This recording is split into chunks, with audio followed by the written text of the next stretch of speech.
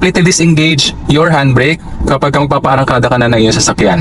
So clutch all the way down, first gear, clutch biting point, at under na yung ating sasakyan at pwede ko na siyang bitawan at this point dahil nasa 5 kilometers per hour na tayo at medyo tumataas pa siya. Ayan, 6 or 7 kilometers per hour mga ka-fixit without giving gas.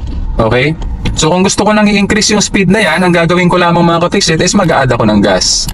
Pero gradual lamang mga ka-fixit, konting-konti lang na pag-add ng gas mga ka-fixit. Importante mong malaman mga ka-fixit na kapag ka nag-a-apply tayo ng gas, malaki po ang pinagkaiba niyan kumpara sa pag-operate ng clutch pedal, kasi ang clutch pedal po, it's either clutch all the way down, no, clutch biting point, and clutch all the way up.